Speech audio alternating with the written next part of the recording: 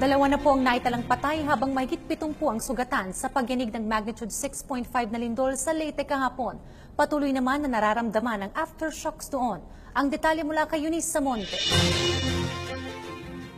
Tuloy-tuloy ang assessment ng National Disaster Risk Reduction Management Council o NDRRMC kaugnay ng tumamang magnitude 6.5 na lindol sa bahagi ng Leyte pasado alas 4 kahapon. Base sa pinakahuling tala ng ahensya, umabot na sa 2 ang naiulat na nasawi at 72 naman ang nasugatan dahil sa mga bumagsak na gusali.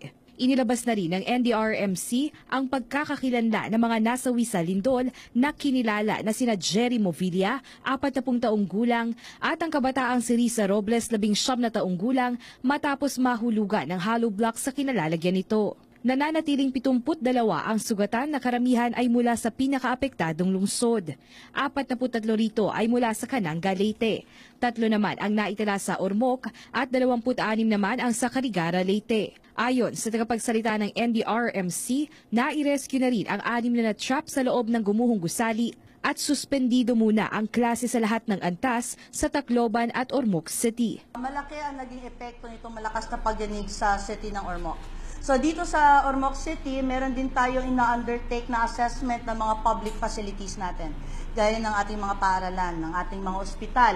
Kailangan natin masiguro dahil so far hanggang alas 5 ng umaga kanina, nakapagtala tayo ng 241 aftershocks. At maaari pa rin maranasan iyon dito sa itong mga pagyanig na ito sa araw today hanggang sa mga darating pang araw. So napakahalaga na magkaroon tayo ng kasiguraduhan na maaari pang magamit ang ating mga public buildings, no, para sure tayo do sa safety ng ating mga kababayan. Wala ring kuryente sa malaking bahagi ng Eastern Visayas na kinabibilangan ng Samar, Leyte at katabing bayan nito sa Cebu at Tagbilaran, Bohol. Bunsod pa rin ng tumumbang poste ng NGCP at geothermal sa bahagi ng Leyte. Samantala, bagamat passable ang mga daan, may naitala ring biyak na lupa at cracks sa mga tulay, partikular na sa 3rd at 4th District ng Leyte. Kumpara naman sa mga nakaraang lindol, ayon sa NDRRMC, malaking tulong umano na hindi naputol ang linya ng komunikasyon kaya napapadali rin ang rescue operations at assessment sa lugar. Di pa man masabi ang kabuang naging pinsala ng lindol, tiniyak naman ng NDRRMC na mas mababa ito kumpara sa mga nakaraan dahil na rin sa kahandaang ipinakita ng bawat mamamayan at sa epektibong paglahok nito sa mga earthquake drills na isinasagawa ng ahensya at lokal na pamahalaan. Para sa Bayan, Eunice Samonte.